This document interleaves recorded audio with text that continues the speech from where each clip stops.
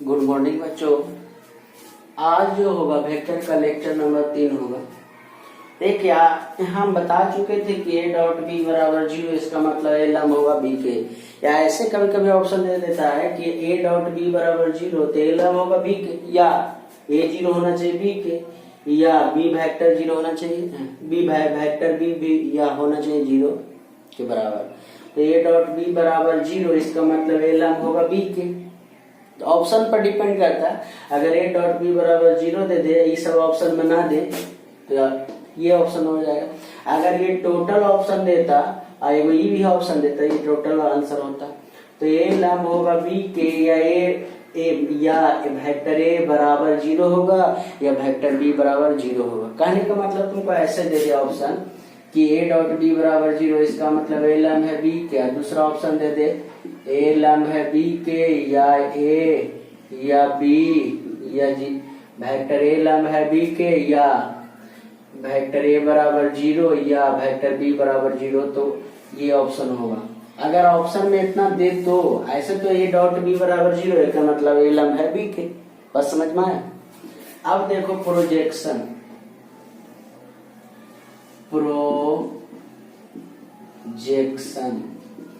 हिंदी में प्रक्षेप। इस पर बहुत बार ऑब्जेक्टिव आया जी, प्रक्षेप। देखो क्या है,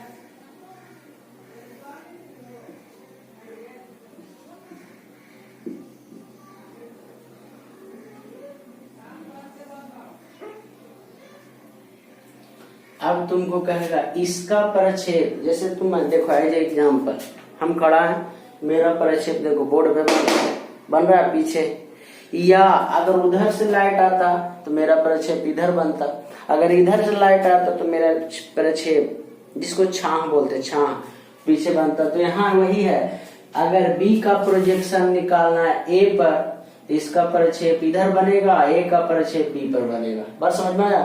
तो अगर तुमको निकालना रहे projection of vector B on vector A, B का प्रोजेक्शन किस पर, ए पर निकालना रहे तो लिखो ए डॉट बी, और जिस पर निकालना रहे उसी वेक्टर का मॉड। बस समझ में आया।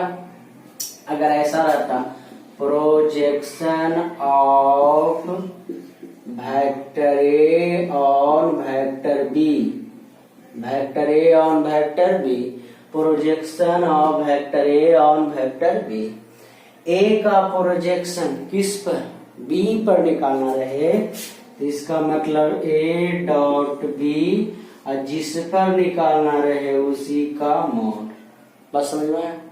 तो यहाँ क्या देखिए, प्रोजेक्शन निकालना रहेगा बी का किस पर, ए पर, लिखो ए डॉट बी, जिस पर रहेगा निकालना उसी का मॉड। यहाँ projection of vector A on vector B, तो ए डॉट बी और बी का मॉड। ये बात समझ में आया। अब तुम देखो गौर करके, एग्जाम्पल में तुमको दे देगा वेक्टर ए बराबर आई प्लस 2j प्लस 3k, और वेक्टर बी बराबर दे देगा 3i plus 4j plus 5k। ठीक है, ए और बी वेक्टर दे दिया, ए और बी वेक्टर दे दिया। अब देखो कहेगा प्रोजेक्शन निकालने के लिए, तो सबसे पहले प्रोजेक्शन निकालने के लिए ए का मॉड बी का मॉड निकालो। तो ए का मॉड निकालो तो लिखो आई प्लस 2j प्लस 3k का मॉड, ये हो जाएगा आई के बगल का स्क्वायर, जे के बगल का स्क्वायर, 2 दूना 4 और 3 तिया 9, ये हो जाएगा √14।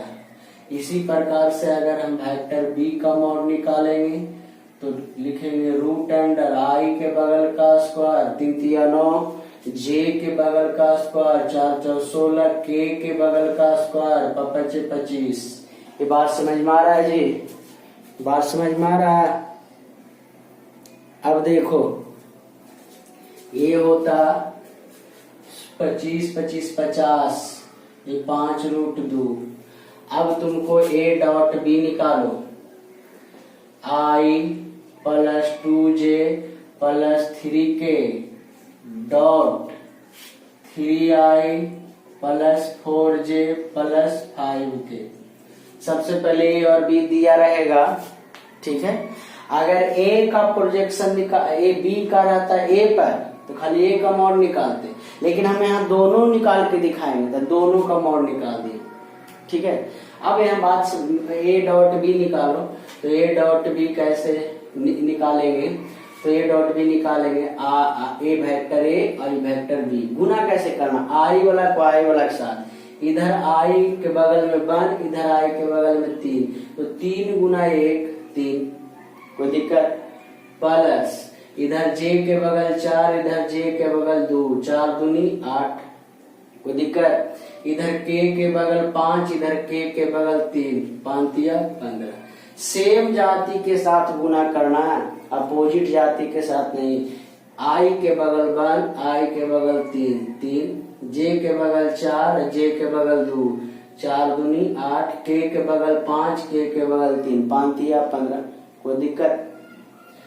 अब देखो इसको जोड़ के देखो, 8 5 13 यानी 28, 8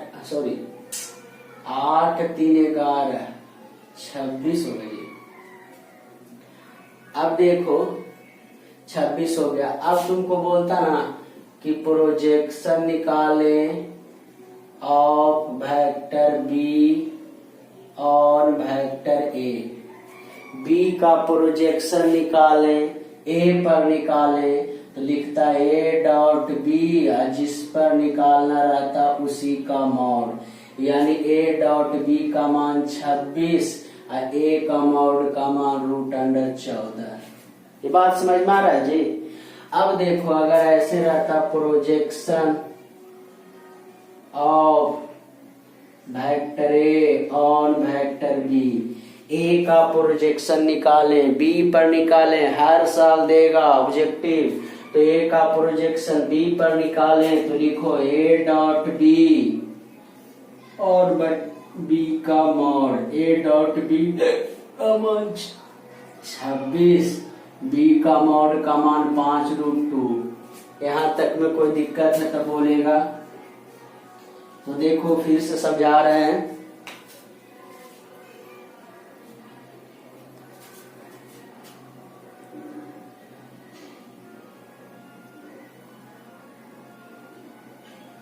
देखो फिर से समझा रहे हैं।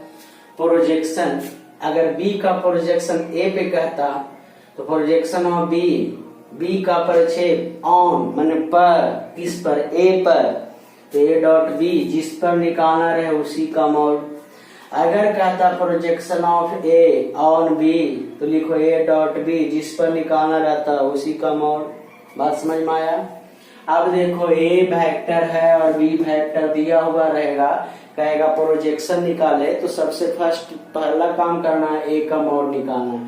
मॉड कैसे निकालते हैं, तो मॉड लिख कर चिन्ह दे देंगे, आई के बगल का स्क्वायर, जे के बगल का स्क्वायर और के बगल का स्क्वायर, तो ये ना होगा ना √14। इसी प्रकार से बी का मॉड निकालेंगे, आई के बगल का स्क्वायर √, लिखने के बाद आई के बगल का स्क्वायर, 3 3 9, 4 4 16, 5 25। अब देखो ए डॉट बी निकालना रहे तो ए डॉट बी, ए और बी डॉट गुना करना है, तो हम बोले हैं सेम के साथ गुना करना है। इधर आई के बगल 1, इधर आई के बगल 3, इधर आई के बगल 4, इधर आई के बगल 2, 4 दूनी 8, इधर आई के बगल 3, इधर आई के बगल 5, 5 या 15। बोलो कोई दिक्कत है। अब देखो प्रोजेक्शन ऑफ बी ऑन ए निकालना रहता तो लिखते ए डॉट बी जिसका निकालना रहता उसी का मॉड। अगर यहाँ projection of A on B पर निकालना रहे तो ए डॉट बी और बी का मॉड। बात समझ में आया। अब उसके बाद आ जाओ, अब देखो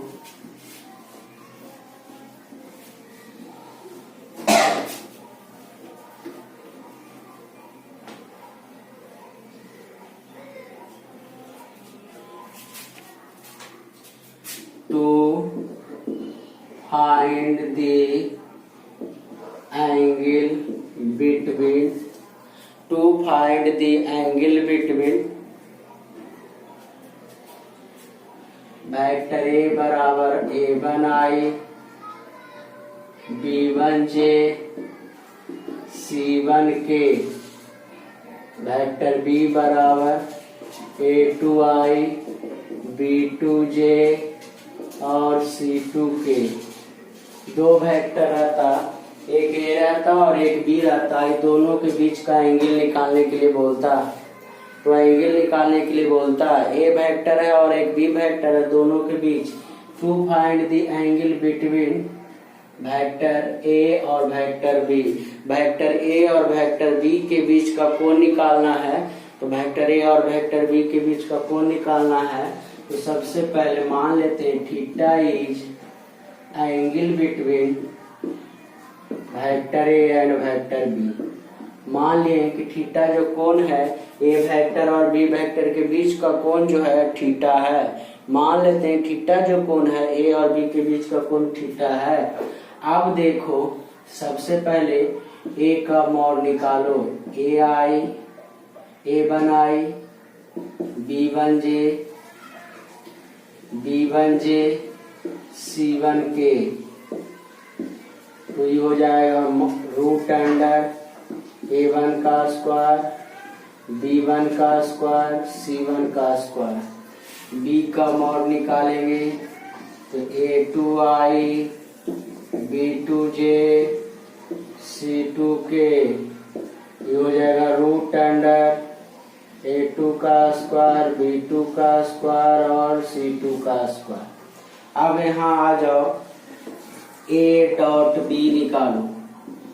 सबसे पहले कह रहा है ना to find the angle between vector A and vector B. A और बी के बीच का कोण निकालने के लिए कह रहा है। दो वेक्टर दिया हुआ है तो मान लिए कि थीटा जो कोण है ए और बी के बीच का कोण है। उसके बाद ए वेक्टर का मॉड निकाले तो रूट अंडर A1 का स्क्वायर प्लस B1 का स्क्वायर प्लस C1 का स्क्वायर।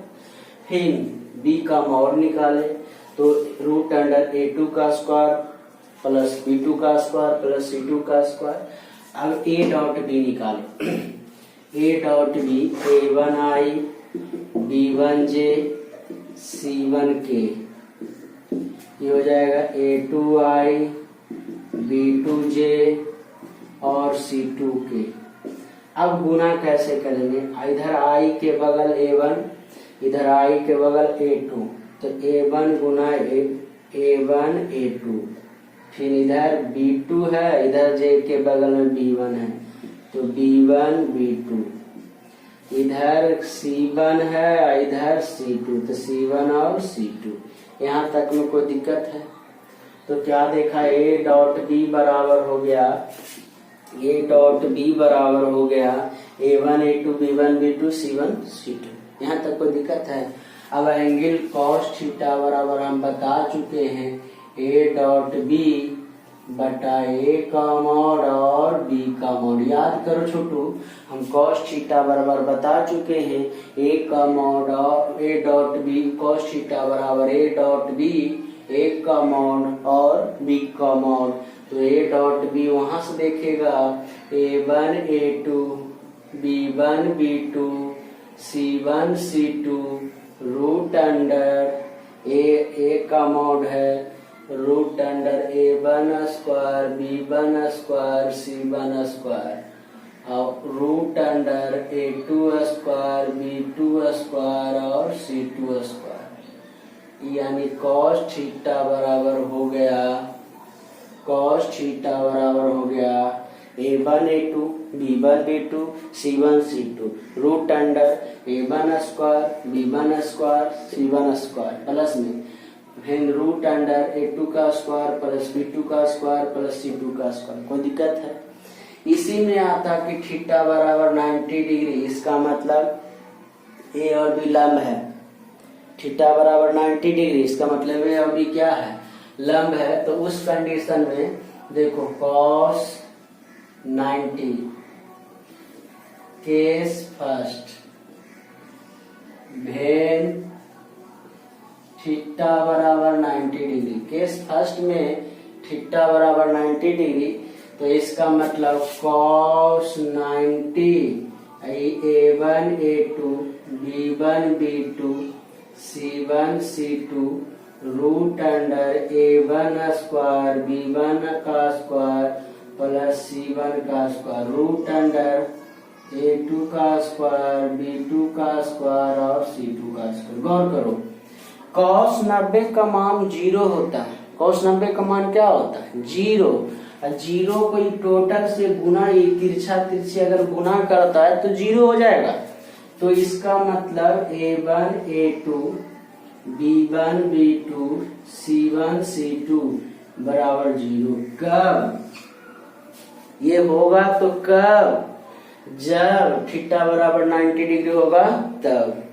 तो अगर थीटा, शुरू से हम दिखा रहे हैं कि to find the angle between A vector दिया है और बी वेक्टर दिया हुआ है, तो दोनों के बीच का कोण निकालना है। तो सबसे पहले ना हम मान लेते थीटा कोण है ए और बी के बीच का। अब देखो, ए वेक्टर दिया हुआ, इसका मॉड निकालेंगे तो रूट अंडर आई के बगल A1 स्क्वायर B1 स्क्वायर और C1 स्क्वायर। बी का मॉड निकालेंगे तो A2 रूट अंडर A2 का स्क्वायर B2 का स्क्वायर C2 का स्क्वायर।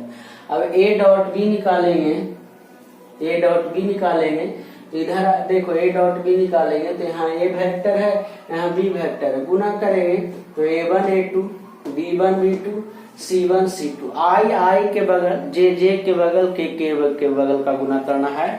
तो देखो यहाँ A1 A2 B1 B2 plus C1 C2, A dot B निकल गया। अब cos थीटा बराबर बताएंगे A डॉट बी बराबर A का मॉड B का मॉड cos थीटा। तो यहाँ A डॉट बी बराबर A1 A2 B1 B2 C1 C2। A का मॉड यहाँ से देखेगा कहाँ गया, रूट अंडर A1 का स्क्वायर B1 का स्क्वायर C1 का स्क्वायर रूट अंडर A2 का स्क्वायर B2 का स्क्वायर C2 का स्क्वायर। अब देखो, इसी में केस आएगा कि अगर थीटा बराबर 90 डिग्री हो जाए, यानी ए लंब हो जाए बी पर, तो इस कंडीशन में थीटा के स्थान पर 90 धरेंगे और cos 90 का मान होता है 0 होता है। तिरछा तिरछी गुना करेंगे तो A1 A2 B1 B2 C1 C2 बराबर क्या होगा? 0 होगा। अब इसी में एक केस और आता है जी, इसी में एक केस और आता है, इसी में एक केस और आता है, जानते हो क्या? कि अगर थीटा बराबर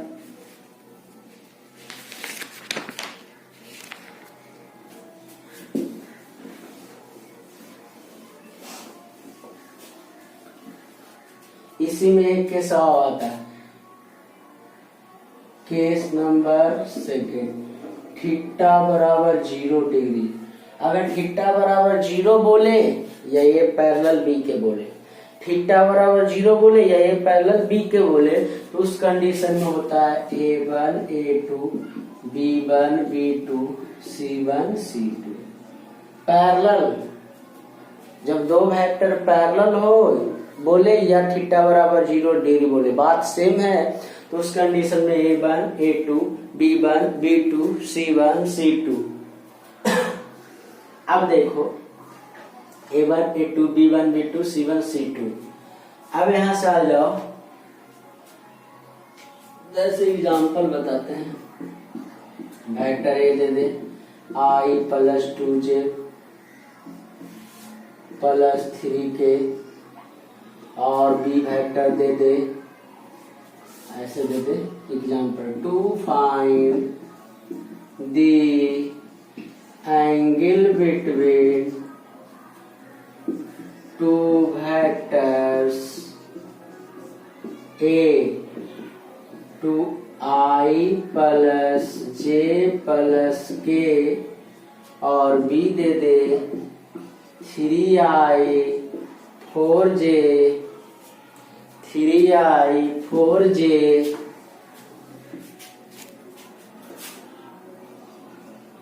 3I 4j और 5k। एंगल निकालने के लिए बोल रहा है, कोण निकालने के लिए बोल रहा है छोटू, तो ए और बी के बीच का कोण निकालने के लिए बोल रहा है।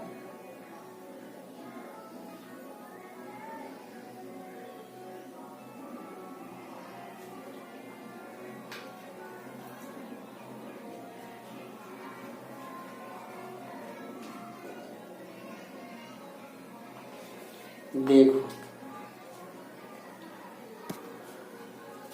देखो, तो सबसे पहले ए का मॉड निकालो। सबसे पहले ए का मान लो, सबसे पहले कि let theta is angle between vector A and vector B, vector A and vector B. अब देखो उतना नहीं करना है, अब तुम जानता है।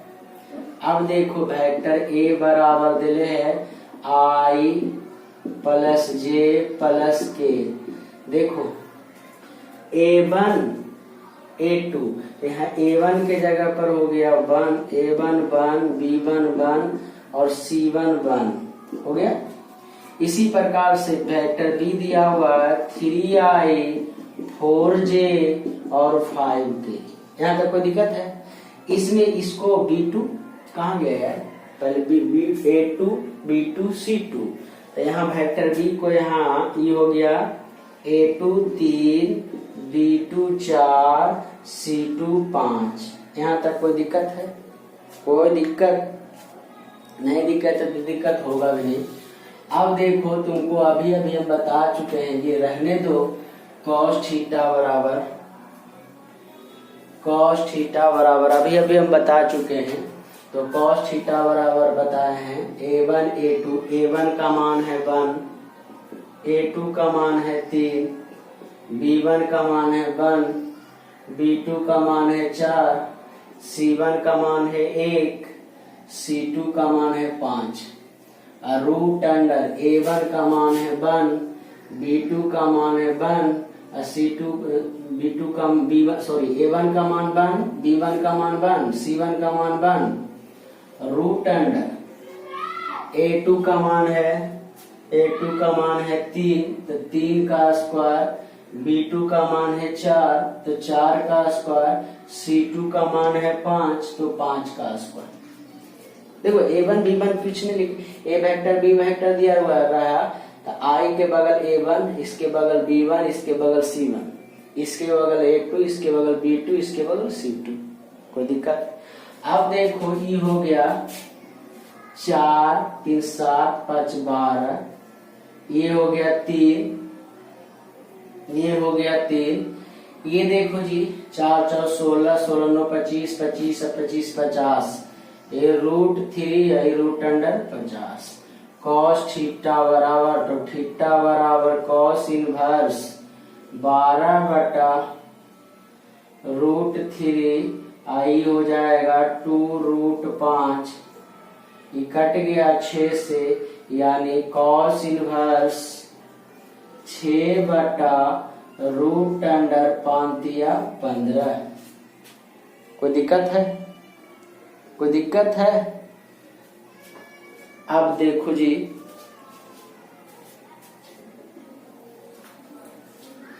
तो लेक्चर नंबर 3 में आप सब क्या जान गए जी कि अगर दो वेक्टर दिया हुआ है उसके बीच का कोण निकालना है, तो cos थीटा बराबर होता है A1 A2 B1 B2 C1 C2। अगर थीटा बराबर 90 डिग्री हो तो A1 A2 plus B1 B2 plus C1 C2 बराबर 0 होगा। अगर थीटा बराबर 0 डिग्री होगा तो A1 बटा A2 B1 बटा B2 C1 बटा C2 बराबर होगा। कोई दिक्कत है यहाँ तक? तो आज के लिए इतना ही, आगे कल बताया जाएगा। वेक्टर के बाद देखा जाएगा 3D पढ़ा देंगे, ठीक है। आप सब वीडियो को 1 2 3 बार जितना बार देख सकते हैं। कोई प्रॉब्लम हो तो मेरे नंबर व्हाट्सएप नंबर पे क्वेश्चन को सेंड कर दें। ऐसे मैं NCERT का एक एक प्रॉब्लम बताऊंगा, एक भी नहीं बोर्ड एग्जाम में छूटेगा।